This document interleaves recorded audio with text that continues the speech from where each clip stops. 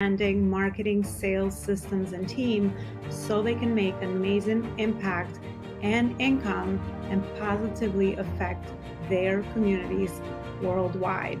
Ensure that you are sharing this show, you're subscribing, and you also are leaving us a review so we can create more amazing content around those areas to help you level up to the next level and also bring amazing guest experts that can share their knowledge and expertise with you so that you can create amazing legacy.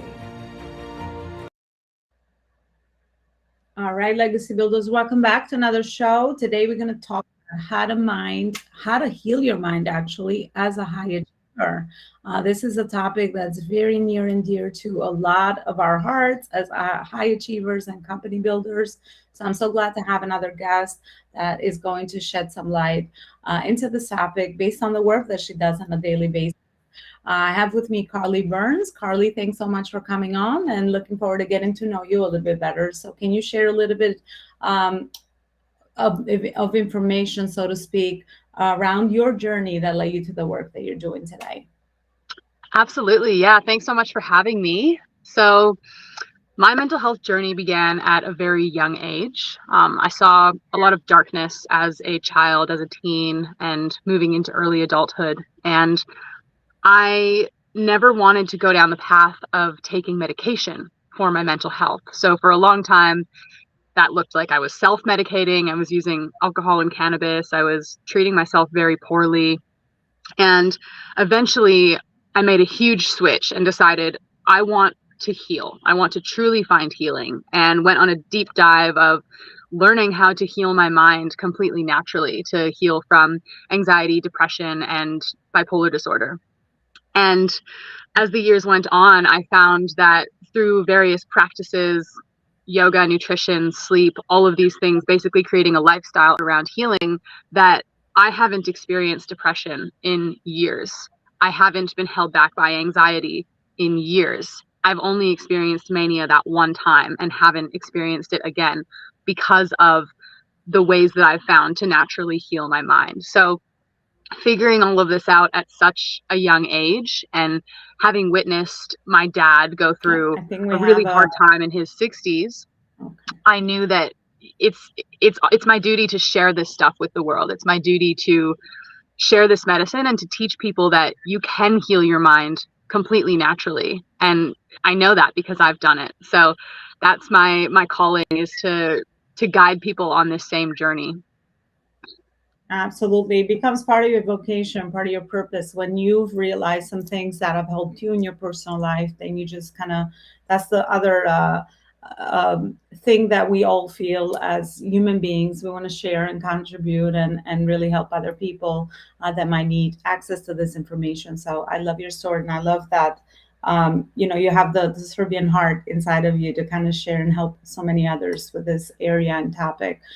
So, Carly, let's start with some of those things that you have learned that you would like to share with us. So, what do we need to know around how do we self heal our mind? Now we're Mm-hmm. getting information around that we can self heal our bodies, right? So, there's a lot of information out there that maybe we didn't know, we were not aware of before. And I find that this might be also something else that you can shed more information light for us on. So, where do we start with this specific thing of healing our mind if we're maybe feeling anxiety or mental health things that might be bothering us? Where do we start?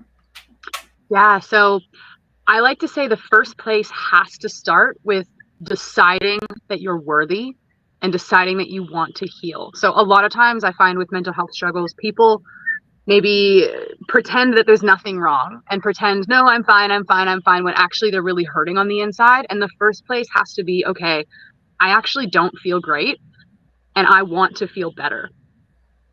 And then you mentioned, naturally healing the body as well. The mind and body are so interconnected, and it comes back to recognizing that connection, and to really starting to connect with yourself and cultivate deep love for yourself, so that moving into a deeper healing journey, you're doing it out of love It's like when you're going to the gym, you don't want to be going to the gym because you hate your body and you want to change the way it looks. You want to be going because you love yourself and you know it's good for you and you want to be doing that good thing for yourself. So it's the same with healing our minds. We can't go into it with like oh, I don't like myself and I want to feel better, so I'm going to try and do these things. You need to approach it from a place of love.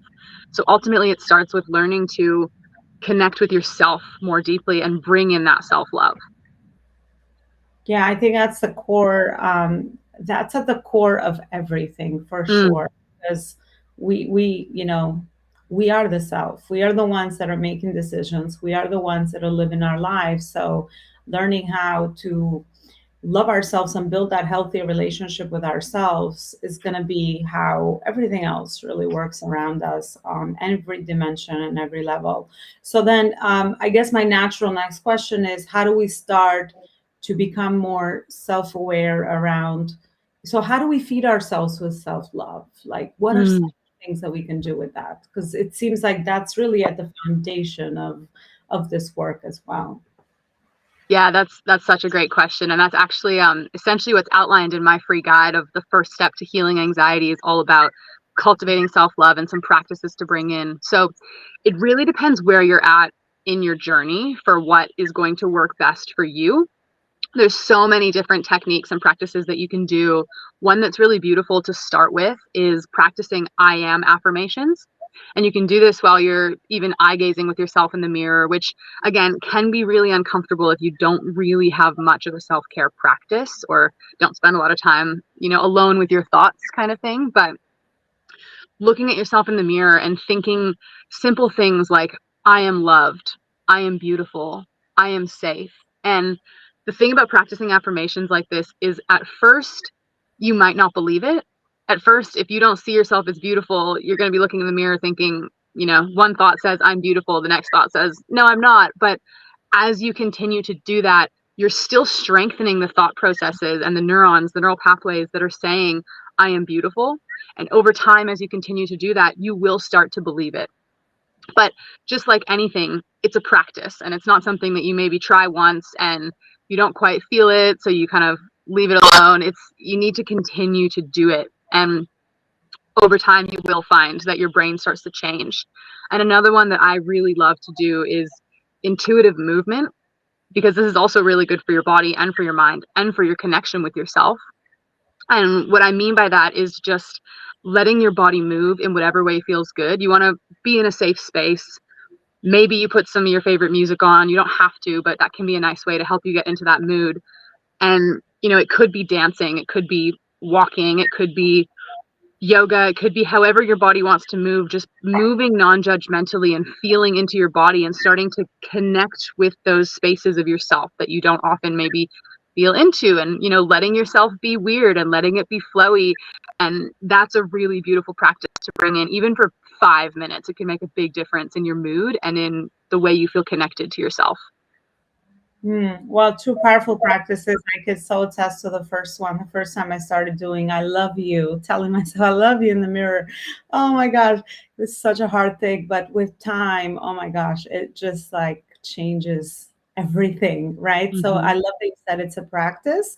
And just like anything scary, there's going to be some growing pains around it, a lot of, and conflict between our other thoughts and our other programming that usually has happened over the course of as we have experienced life, so to speak. But then with time you start to reconnect with yourself, and I definitely find that that's something that comes with so much more ease later on. And intuitive movement, I love that term, intuitive movement, because I love dance personally. So it's just, you just connect with yourself, you kind of get out of your um, you know, of your problems, like of the things that the mind wants to take you, and all the anxiety and all the I should do this, I could do that. You just go, lean into the body. It's just such a beautiful practice as well. So I love that you shared that, and you also practice that um, with your clients and your day-to-day work.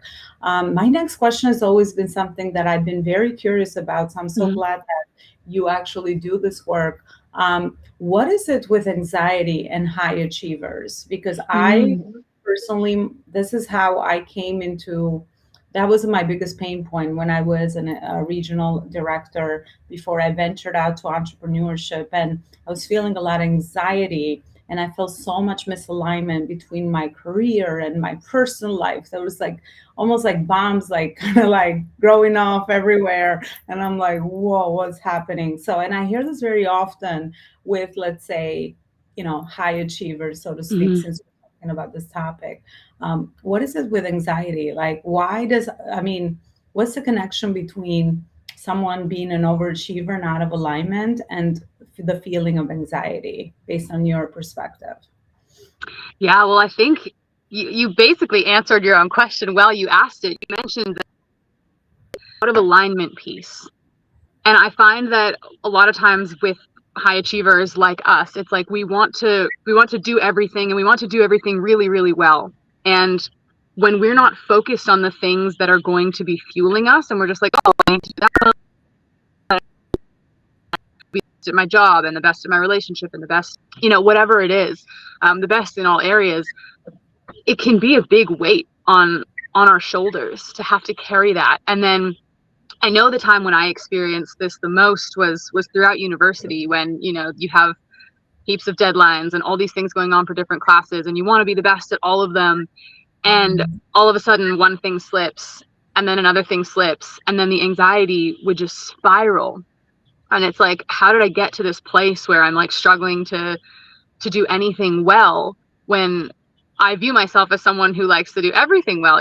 So it's kind of this piece of maybe not focusing on the right things. And I think it's really easy as someone who is a high achiever, who has a lot going on in their life, to put all of those things first and neglect the self-care piece, and maybe not put your own health and your mental health, mental, physical, and emotional, above whatever it is that you have to get done for work, or like we were talking about, anything in your life. A lot of times as high achievers, we like to put all these things before us, and that's actually not serving us at all. We need to be putting ourselves first. And when we do, and we get ourselves to a place where, if you're at your best, you're going to just shine in every area of your life, and you're going to do better for all the people around you as well. So I think that's the piece that's really missing, is a lot of times people don't necessarily recognize, and specifically high achievers who don't necessarily want to drop the balls on all these things that they have holding on their plate,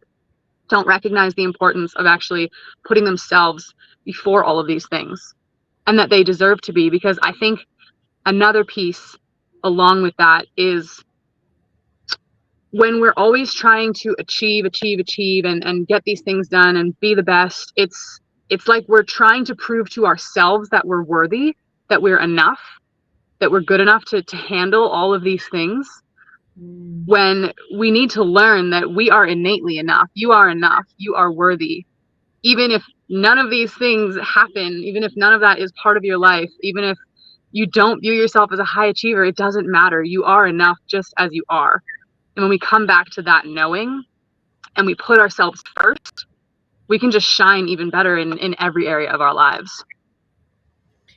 Yeah, wow. Absolutely. And I love that our body speaks to us with the physical symptom of anxiety. I mean, anxiety is a feeling too, right? So, that's, yeah, a lot of the signs there. But yeah, as you're talking, I always wanted to know, like, what makes someone a high achiever. But just like anything, it's the way we cope with our Mm, not enoughness, right? Someone else could cope with it in a different way. mm-hmm. Someone can go out and think that they need to achieve to feel loved and to feel worthy and to feel enough. So I think it's just that symptom of like deeper things that we might experience. So then, how do we do this in a healthy way? In a how do we happily achieve, right? How do we achieve something because of the right reason for us, so it doesn't come from this place of lack, since we're talking about healing?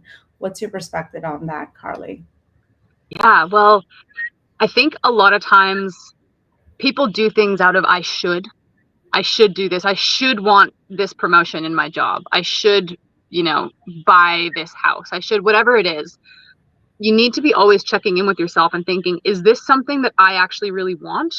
Or is this something that I'm doing because I think that's what society wants me to do? Or, my friends or parents or colleagues or whomever, is this something that's being influenced by an external pressure? Or is this something that I want to the depths of my core? And I think a lot of the times, if you check in with yourself, it'll be I don't actually really want to do this. I kind of feel like I have to. But in those moments, it's about reassessing the situation. Do I actually have to do this? Are there other options? Like, how else could I go about whatever this situation is? And making sure that's something that's actually fully in alignment. And in terms of the healing piece, we're kind of talking about achievement here, but the healing piece is ultimately always making the next best decision for you. And we know what's good for us. We know what food makes us feel good. We know how we feel if we have a good sleep in the morning versus if we don't. It's ultimately about building a lifestyle piece by piece. This isn't something that just shifts overnight. And building a lifestyle that allows us to bring that healing piece into every aspect of our lives so that we can feel our best and continue wanting to do the healing work because it feels good and because we know that it feels good and because we love ourselves. Right? So it's a bit of a process to get to the place where you're like, okay, my routine now is just built around these things that are really good for me.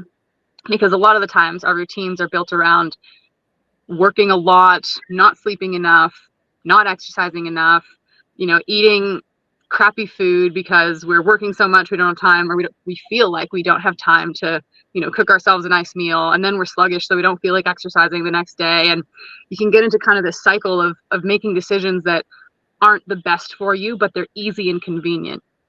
So it's also about kind of learning how to bring in those pieces of healing that are still easy and still feel really good. And eventually that just becomes the convenient thing, because I don't want to eat a crappy meal and then, not have a good sleep and not want to exercise in the morning. That's not convenient. Yeah, exactly. So those habits, and I love that you said question everything and go to the core of why we do what we do as human beings, right? And that ensures that we're doing it for the right reason, because a lot of times we're just not questioning a lot of the actions or the decisions we make, because it might come from those places of lack. So just holding that space, questioning everything, getting someone to support us with that is Mm-hmm. absolutely necessary, because then it's almost like you rebuild your life from the base and the strong foundation. You get clear on your values, you get clear on the things that are important to you. It's a completely different life, because then you are really, in alignment with your purpose, and you're going about achievement for the right reason, and it's because it's something that's meaningful to you, and Mm-hmm. it's probably contributing to others. So I love that you shared that. Well, Carly, we actually have reached the end of our interview. I'd love to ask you for a final question, one Mm-hmm. lesson that you have learned in your journey as an entrepreneur, and also one success tip that you can share with your other fellow entrepreneurs that you find might help them. That's a great question. One that I've learned is that you can do anything. This comes as an entrepreneur, and this comes just in life. You can do anything that you set your mind to, and believe in your purpose, because it's there for a reason, essentially. And a success tip, I would say, is to serve from your heart, to stay focused on your why, and the how will come. If you continue to serve with love and know that what you have to give is so powerful, even if you don't know how you're going to share it, that will come. But continue to stay with your why. Yeah, that's powerful. Powerful for purpose. Being connected to your why, especially as this journey is uncertain, unsteady, Mm-hmm. and a lot of the times you are trailblazing Mm, your own path, so to speak. I think that's the right word. So trailblazing, yeah. trailblazing something that feels good to you and maybe it hasn't been done before, right? So, and Mm-hmm. not be afraid to have that courage to follow. that why and your purpose. So thank you so much, Carly. I would love to actually ask you, where is it that people, I think you have a freebie for our audience as well. Where is it that people can continue the conversation with you and get a hold of all this amazing work that you do, and also the resources that you would like to gift our audience as well? Yeah, so if you go to my website, freebie, you can find my free guide, which is on the first step to healing anxiety, essentially. I've got a program that's called the 8 Steps to Naturally Heal Anxiety, 8 Simple Steps to Naturally Heal Anxiety. And that's basically a snippet of the first one, which, as I've said, is all about cultivating self-love. So that's a really awesome place to get started if you're struggling, or to send someone else if you know that they're maybe struggling and could use a bit of assistance. And you can find me on Instagram at manas.mastery. All right, beautiful. Well, thank you so much for everything you shared with us today. It was beautiful. It was a beautiful conversation. I'm sure very helpful for a lot of people that might find themselves in whatever spot, space, and place and space in their personal journey with this topic, and also with the concept of overachievement or high achievement, which we hear so often about. Thank you so much for your insight, and I want to thank you for listening and following the show. And you know what to do: share, subscribe, and like, so we can bring more amazing guests just like Carly. Thanks again, and have a beautiful rest of your day. Bye, everybody. Thanks so much. Company, and we care about doing more good in the world and serving our global communities. Our foundation, the Life School Mission Foundation, serves young girls and women that don't have access to technology, that don't have access to education that they need, and also are living in toxic environments, get more resources around those areas of self leadership, entrepreneurship, and entrepreneurship. Please help support our foundation by donating so that we can support more amazing souls. For every client or student that comes through the Life School, we pay back the same service. We give that back to one young woman or young girl so that we can help support them in those 3 areas. If you'd like to make any donations, check out our website at Elona Lopari Coaching / the Life School Mission Foundation, or send us an email at lifeschoolmission@gmail.com. We appreciate your support in this very important cause.